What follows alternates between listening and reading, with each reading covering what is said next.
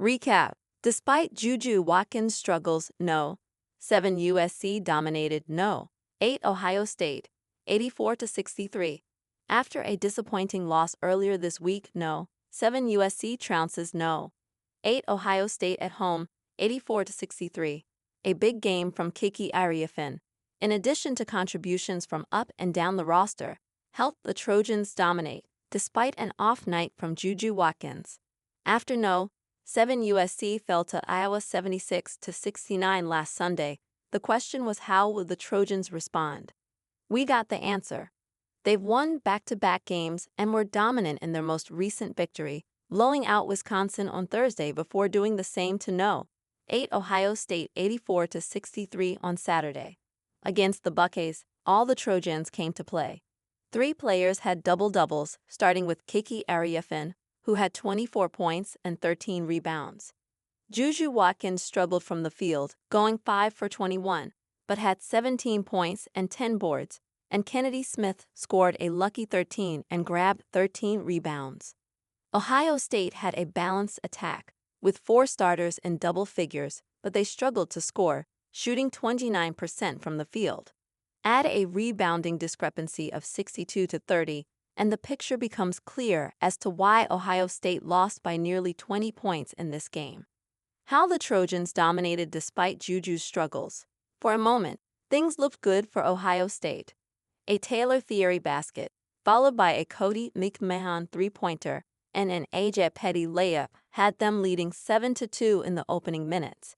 USC responded with an aggressive Ariafin getting to the line and dishing out a dime to Kayla Heckel to gain the lead for the first time in the contest. Ariafin scored the Trojans' last basket of the first, ending the quarter with 6 points to help USC lead 14-11. In the second quarter, Ohio State matched USC point for point in the opening minutes. Slowly but surely, however, the Trojans continued to extend their lead. Raya Marshall was key in this period, blocking, rebounding, and scoring a basket to help keep USC in the lead. In the final 2 minutes, both teams were making their living on the charity stripe, and at the half, USC was ahead 34-26. Watkins had a rough first half, and the second wasn't much better. She struggled massively in the third quarter. Here is the play-by-play of her quarter.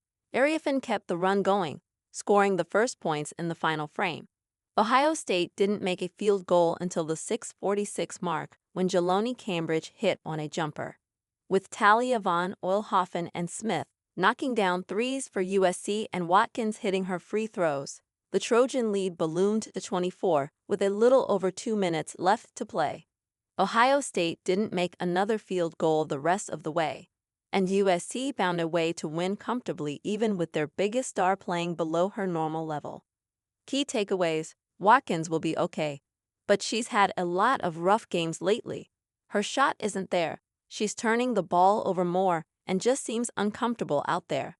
Still, USC is now 21-2, and this is still a team game. JuJu Watkins struggles but finds a formula against Ohio State. JuJu Watkins and USC might have learned something very important against Ohio State. JuJu Watkins is a team-first player, so you know she is happy about USC women's basketball beating Ohio State on Saturday night in a very large Big Ten game at the Galen Center. Watkins' offense is suffering, but that doesn't affect her effort level on defense or her commitment to making team-first plays. She grabbed 10 rebounds and handed out 3 assists. She is always committed to the team. That said, her offense is not where it needs to be. No one can disagree with that statement. JuJu Watkins did not shoot well against Minnesota. She did not shoot well against Iowa. She did not shoot well against Wisconsin. She did not shoot well on Saturday against Ohio State. She started 0 for 11. She was 2 of 16 at one point. She finished 5 of 21. It has been a very rough 2-week period for Watkins at the offensive end of the floor.